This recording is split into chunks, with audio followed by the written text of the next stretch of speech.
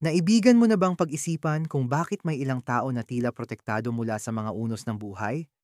Na parang binabalutan sila ng isang hindi nakikitang kalasag mula sa universo. Habang ang iba ay nahihirapan, sila ay umaangat. Habang ang iba ay bumabagsak, sila ay patuloy na namamayagpag. Hindi ito basta swerte lang. Ito'y resulta ng cosmic alignment. Ang Abril 2025 ay hindi isang karaniwang buwan. Ito'y isang banal na sandali ng pagbabago. Ang mga bituin ay gumagalaw, makapangyarihang enerhiya ay nagigising, at para sa anim na piling zodiac signs, ang pagkabigo sa pananalapi ay hindi bahagi ng kanilang kapalaran. Hindi lang sila maswerte, sila ay hindi matinag. Kung isa ka sa kanila, ito na ang iyong pagkakataon. At kung hindi, ipagpatuloy mo lang ang panonood. Dahil ang malapit ng ihayag ay maaaring magbago rin ng iyong kapalaran. Ang Abril 2025 ay hindi isang karaniwang buwan. Ito ay isang sagradong bintana kung kailan gumagalaw ang universo sa mga makapangyarihang paraan at tanging iilan lamang ang tunay na makakaramdam ng kabuuang lakas nito. Habang lumilipat sa mahahalagang posisyon sina Jupiter, Uranus at Pluto, isang bihirang enerhiya ang nalilikha. Isang enerhiya na hindi lang nagbibigay ng swerte, kundi bumabalot din ng banal na proteksyon sa piling mga tao. Hindi ito tungkol sa pagpanalo sa loto o biglaang pagyaman. Ito ay tungkol sa pagiging espiritual na pinili. Para sa anim na partikular na zodiac signs, ang mga unos ng buhay ay lilipas lang sa kanilang paligid. Ang pera, oportunidad at malalaking tagumpay ay darating. Hindi dahil sila'y humiling, kundi dahil alam ng universo na handa na sila. Nagawa na nila ang panloob na paghuhubog, hinarap ang mga tahimik na labanan, at nagpatuloy na may pananampalataya kahit walang kasiguraduhan. Ngayon, narito na ang gantimpala. Ang mga signos na ito ay hindi matitinag sa usaping pinansyal, at ang kanilang mga kwento ay hindi lang nagbibigay inspirasyon. Ito'y espiritual na patunay na mas makapangyarihan ang alignment kaysa sa kahit anong pagsisikap. Isa ka rin ba sa kanila? Ang enerhiyang paglipat ng Abril. Bakit ngayon? Ang Abril 2025 ay hindi lamang basta petsa sa kalendaryo. Ito ay isang espiritual na tagpuan kung saan nagtatagpo ang kapalaran at tamang oras. Hindi gumagalaw ng basta-basta ang universo. Ito'y kumikilos ng may layunin, eksaktong tiyempo, at banal na intensyon. At ngayong buwan, isang makalangit na pagsasanib ng mga planeta ang bumubuo ng protektibong enerhiya para sa mga taong handa na sa kosmikong antas. Si Jupiter, ang planeta ng pagpapalawak at kayamanan, ang nasa gitna ng lahat.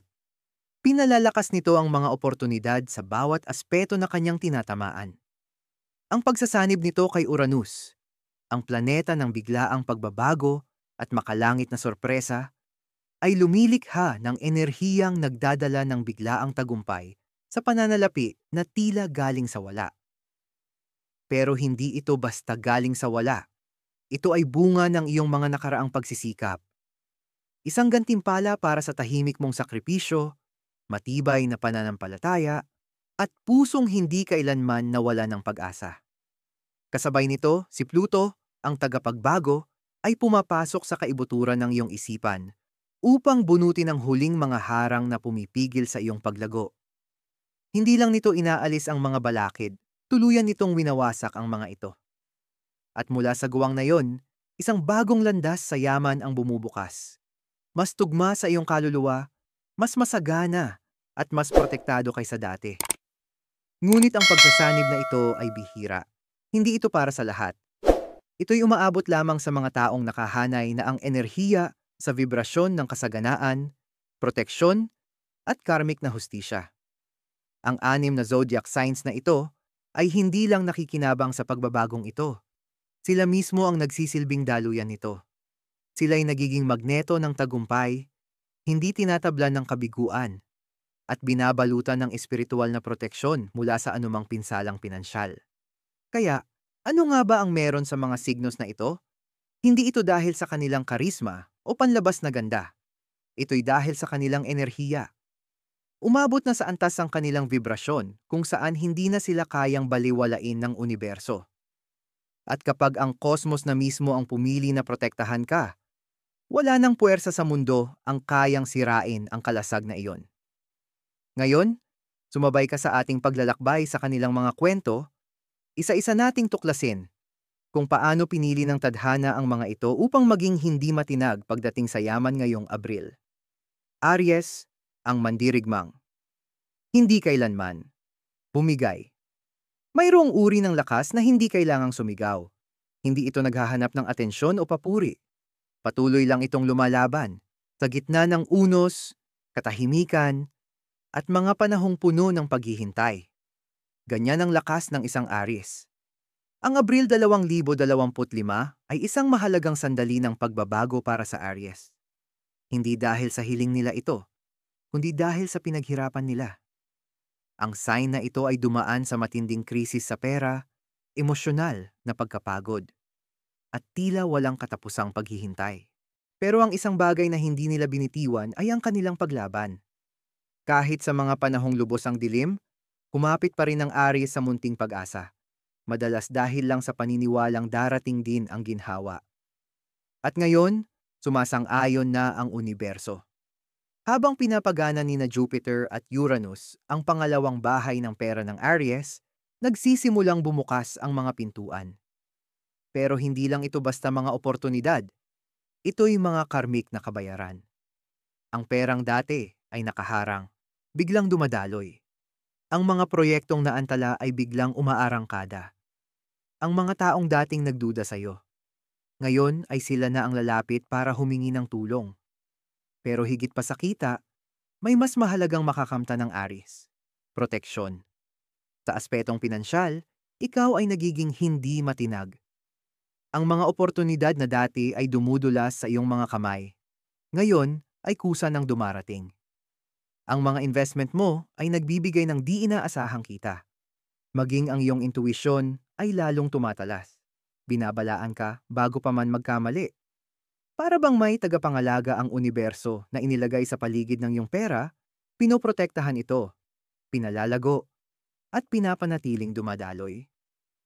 Ang kwento ng Aries ngayong Abril ay hindi tungkol sa biglaang kayamanan, kundi tungkol sa tamang oras ng biyaya. Ito'y gantimpala sa pagtitiyaga sa kabila ng pagsuko ng iba.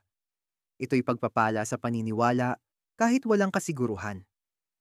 At higit sa lahat, ito'y espiritual na patunay na naka-align na ang iyong enerhiya sa kasaganaan. Hindi lang panandalian, kundi pang matagalan. Kaya kung isa kang Aries na nanonood ngayon, pakinggan mo ito ng malinaw. Tapos na ang paghihintay. Ang bigat na nararamdaman mo ay hindi palatandaan ng pagkabigo. Ito'y paghahanda para sa napipintong tagumpay. Ang Abril 2025 ay ang iyong cosmic na berdeng ilaw. Huwag kang mag-alinlangan, huwag kang magduda. Lumakad ka ng may tapang. Malakas ang iyong pananggalang, handa na ang iyong kaluluwa, at narito na ang iyong mga biyaya. Taurus, ang tahimik na tagapagtayo. Na tumatama sa ginto ang Taurus ay hindi maingay. Hindi nila kailangan ng atensyon o liwanag ng entablado. Habang ang iba ay nagmamadali, natataranta, at habol ng habol, ang Taurus ay patuloy lang sa pagtayo. Tahimik, matatag, isa-isang blok ng sipag at tiyaga. Walang shortcut, walang drama, tanging dedikasyon. At sa loob ng maraming taon, inihuhulma nila ang pundasyon ng kanilang mga pangarap kahit walang pumapansin. Pero ngayong Abril, napansin na sila ng universo. At hindi lang basta napansin, bibigyan sila ng gantimpala. Sa Abril 2025, ang pagsasanib ni na Jupiter at Uranus ay direktang tumatama sa unang at pangalawang bahay ng Taurus, ang pagkakakilanlan at kita. Isa itong makalangit na biyaya na hindi lang nagpapagana ng panlabas na kayamanan, kundi pinapalalim din ang pakiramdam nila ng sariling halaga. Bigla na lang, ang mga bagay na tahimik nilang pinaghirapan ay nagiging malinaw at kapansin-pansin. Ang maliit na negosyo sa gilid, sasabog sa tagumpay. Ang nakalimutang talento, nagiging minahan ng ginto. Ang ideyang dati ay tila wala sa tamang panahon, ngayon ay perpektong nakahanay. Pero ang pagbabagong ito ay hindi lang basta tungkol sa pagpasok ng pera. Ito ay tungkol sa pananalaping may kalayaan at kapangyarihan. Hindi lang kumikita ang Taurus, kinokontrol na nila ang daloy ng kanilang kabuhayan. Kontrol kung paano sila kikita, saan sila mag-i-invest, sino ang pagkakatiwalaan, at paano sila lalago.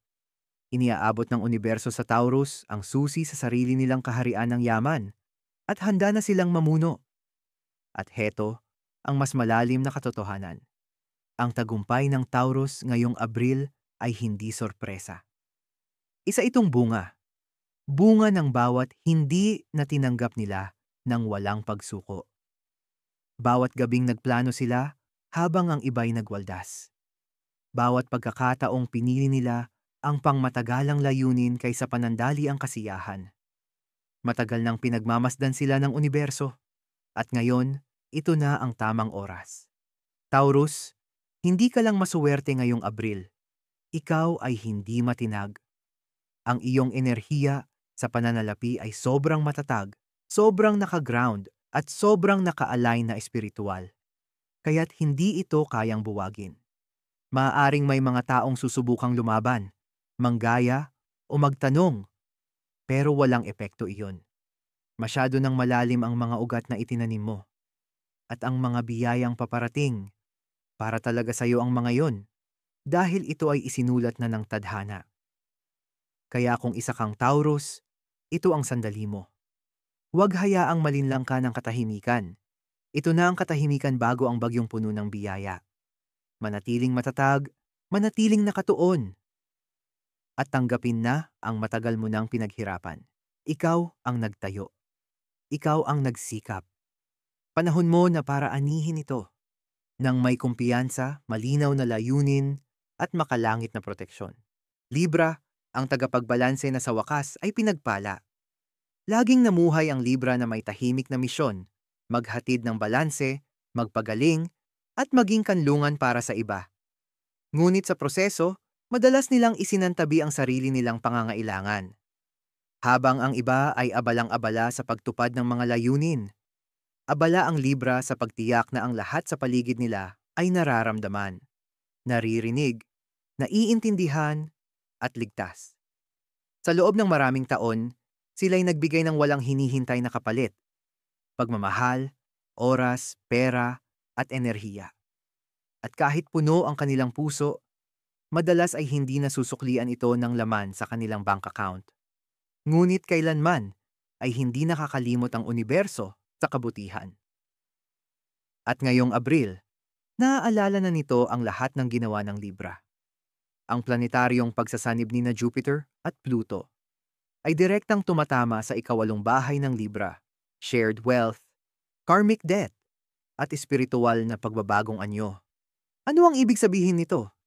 Ibig sabihin, bawat kabutihang ginawa ng Libra, bawat tahimik na sakripisyo, bawat sandaling nagbigay sila ng walang hinihingi, ngayon ay babalik ng higit pa.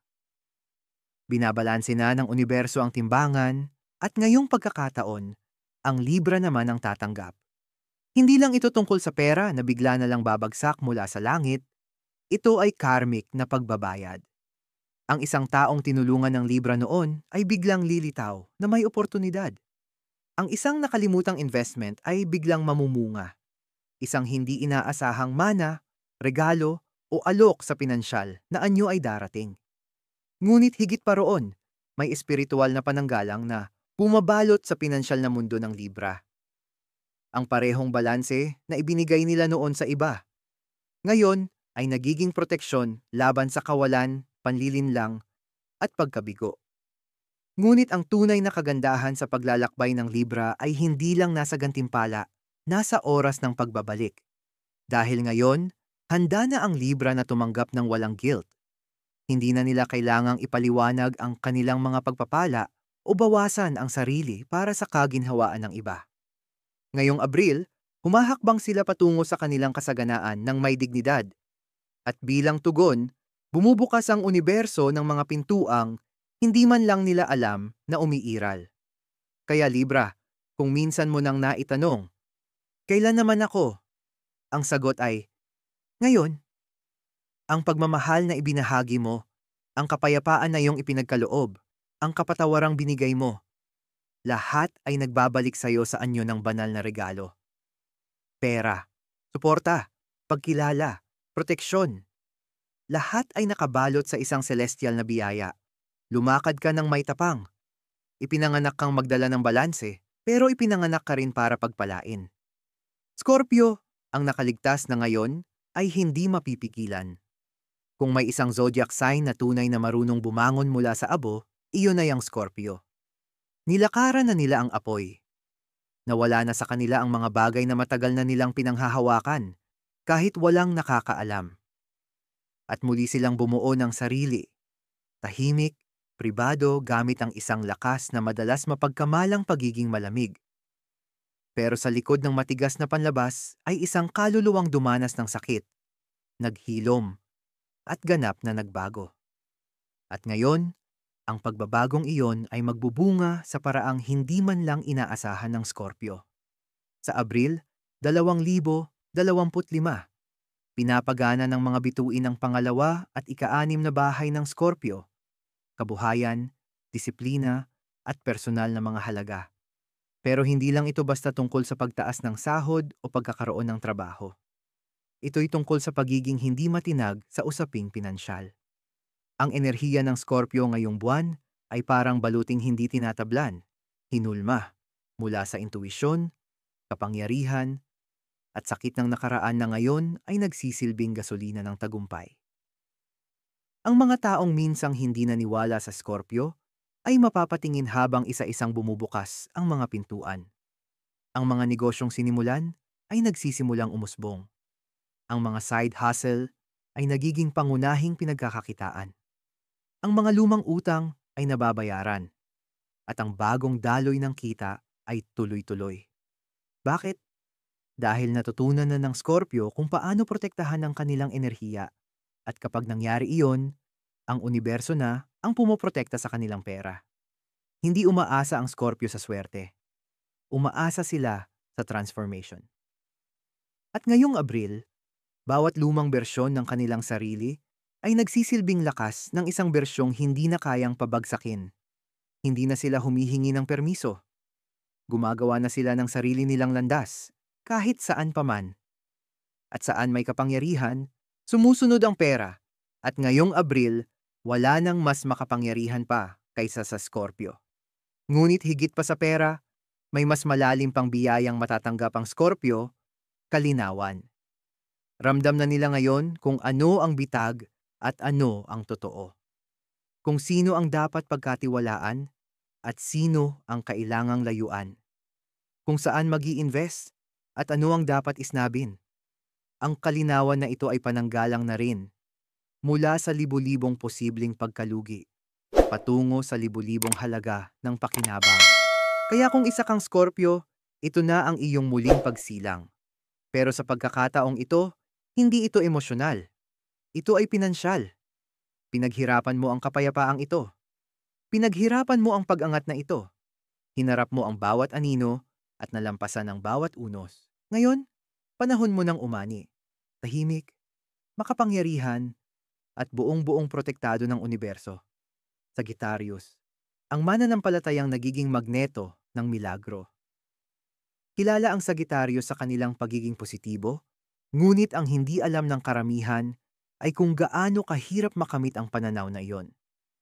Hindi dahil madali ang buhay, kundi dahil pinipili ng Sagittarius na maniwala kahit pa tila wala ng dahilan para gawin ito. Sila ang mga manlalakbay, ang mga tagahanap ng kahulugan, ang mga ngumingiti sa gitna ng bagyo dahil sa kaibuturan ng kanilang puso. Alam nilang may mas mabuting darating. At ngayon, darating na nga. Sa Abril 2025, ang Jupiter, ang planetang tagapamahala ng Sagittarius, ay makikipagsanib sa Uranus at Venus sa isang bihira at makapangyarihang alignment na pinapagana ang mga sektor ng swerte, layunin, at materyal na biyaya. Para sa Sagittarius, ito ay higit pa sa sandaling pinansyal. Ito ay isang kosmikong pagsabog ng mga oportunidad. Dumadaloy ang pera, mga ideya, at koneksyon. Pero ang pinakakamanghamanghang bahagi, hindi ito ramdam bilang hirap. Ito'y ramdam bilang kumpirmasyon. Sa loob ng maraming taon, nagtanim na ang Sagittarius ng mga binhi. Matatapang na ideya, mapanganib na desisyon, tahimik na kabutihan, at matapang na pagtalon sa pananampalataya. Habang ang iba ay nag-alinlangan, patuloy silang nagtiwala. At kahit hindi agad-agad nagbunga, hindi sila tumigil. Ngayon, lahat ng pira-pirasong iyon ay nagsasama-sama sa isang maganda at masaganang larawan. Pero heto ang twist. Hindi lang basta tatanggap ang Sagittarius ngayong buwan. Sila'y aakit. Nagiging magneto sila. May lalapit na may alok. May tatawag na trabaho. May kaibigang magpapakilala sa koneksyong magdadala ng pera o tagumpay. Parang hinahabol ng universo ang Sagittarius para pagpalain. At totoo, ganun nga. Bakit? Dahil sa wakas, naka-align na ang kanilang vibrasyon sa lahat ng matagal na nilang pinangarap. Hindi na sila ang humahabol sa oportunidad. Sila na ang nilalapitan ng oportunidad. At kapag nangyari iyon, dumadaloy ang pera, bumubukas ang mga pintuan, at gumagaan ang buhay. Sagittarius, ito ang iyong buwan ng milagro. Hindi dahil bigla na lang itong dumating, kundi dahil matagal mo nang pinaniniwalaan na darating ito, kahit wala pang patunay. Ang paniniwala mong iyon, lumikha ng espasyo para sa milagro. At ngayon, pinupuno na ito ng universo. Ikaw ay hindi matinag sa pananalapi ngayong Abril. Hindi dahil sa swerte, kundi dahil sa katapatan mo sa iyong bisyon. Pinanatili mong bukas ang puso mo. Nagtiwala ka sa tamang oras. At ngayon, ang oras mismo ang nagtitiwala sa iyo, pabalik. Hayaan mo itong mangyari. Hayaan mong magbukas ang biyaya. Huwag kang magduda sa mahika dahil ikaw mismo ang dahilan kung bakit ito umiiral. Aquarius, ang bisyonaryong hindi na mapipigilan. Palaging naiiba ang Aquarius. Habang ang iba ay sumusunod sa mga landas na inilatag na para sa kanila, ang Aquarius ay lumikha ng sarili nilang daan. Nangarap sila habang ang iba'y nagdududa. Nagsalita sila ng katotohanan kahit mas ligtas ang manahimik. At madalas, sila'y nagbabayad ng presyo sa pagiging nauuna sa panahon, hindi nauunawaan, minamaliit, at minsan ay iniiwan. Pero may paraan ng universo upang parangalan ang mga taong may tapang na maging totoo. Ngayong Abril, 2025, pinapagana ang ikasampung bahay ng Aquarius, karera, reputasyon, at pamana. Hindi ito basta swerte, ito ay banal na tiyempo. Bigla na lang, ang mga ideyang minsang tinawag na kakaiba o mapanganib ay nagiging eksaktong kailangan ng mundo. Ang mga katangiang dating naging dahilan ng kanilang pagiging outsider, ngayon ay ginagantimpalaan. Ngayong buwan, ang Aquarius ay nagiging hindi matinag sa pananalapi. Hindi lang dahil may perang pumapasok, kundi dahil nagtutugma na ang kanilang layunin at kita. Isang ideya sa negosyo ang biglang umaandar. Isang bagong platform ang nagva-viral. Isang stream ng passive income ang biglang bumubukas. Ang pagkilala ay dumarating kahit hindi nila hinahanap. At sa bawat oportunidad ay may kaakibat na katatagan, respeto, at kalayaan. Pero heto ang dahilan kung bakit napakalakas ng pagbabagong ito. Hindi na gustong makibagay ng Aquarius. Lumagpas na sila sa pangangailangan ng pag-apruba ng iba. At kapag tumigil ka sa pagpapaiksi ng sarili para lamang sa kaginhawaan ng iba, ang universo ang lalawak para suportahan ang iyong katotohanan. At ang paglawak na iyon ay lumalabas bilang pinansyal na proteksyon. Ano man ang mangyari sa merkado, may safety net ang Aquarius. Ano man ang sabihin ng iba, lalong tumitibay ang kanilang reputasyon. At ang pinakamagandang bahagi, nagsisimula ng magtiwala ang Aquarius sa sarili nila. Tumitigil na sila sa pagdududa. Tumitigil na sila sa pag-aalinlangan sa sariling bisyon. Napagtatanto nila na ang mga ideyang dati nilang inakalay masyadong kakaiba ay tunay na mga biyaya mula sa universo, itinakdang baguhin ang laro. Aquarius, ito ay hindi lang basta tagumpay, ito ay revolusyon. At ikaw ang nangunguna ng walang kahirap-hirap sa pamamagitan lang ng pagiging ikaw. Ngayong Abril, huwag kang magpigil. Ilunsad mo na yan. Sabihin ang totoo. Tumalon sa pagkakataon. Ang mga bituin ay hindi lang naka-align. Sila mismo ang pumapalakpak para sa'yo. Hindi ka lang pinagpala sa pananalapi. Ikaw ay hindi na mapipigilan. At handa na ang mundo na tanggapin ang iniaalok mong kakaibang liwanag. Pagkatapos ng Abril, ano ang maaaring asahan ng 6 na zodiac signs na ito? Kapag nagkaisa ang mga bituin, hindi lang sila lumilikha ng isang sandali. Nagtatakda sila ng landas. At para kina Aries, Taurus, Libra, Scorpio, Sagittarius at Aquarius, ang Abril 2025 ay hindi ang tuktok. Ito ay simula pa lamang. Ang kanilang nabuksan ngayong Abril ay higit pa sa swerte. Ito ay isang frequency, isang vibrasyon ng kasaganaan, kumpiyansa, at pagkaka-align. At sa oras na maabot mo ang frequency na ito, ang buong buhay ay nagsisimulang umayon sa iyong enerhiya.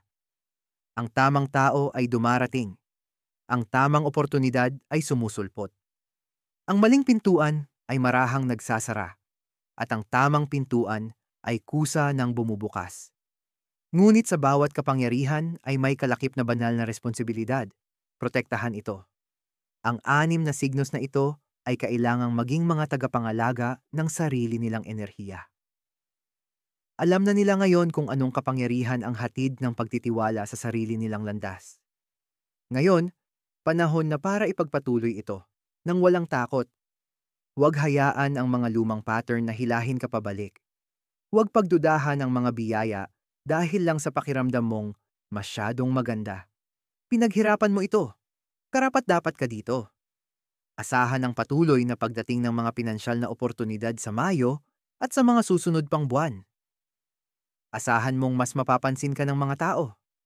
Asahan ang di inaasahang suporta, imbitasyon, mga kolaborasyon, at mga pagkakataong palaguin ang iyong yaman sa paraang hindi mo pa kailanman naisip.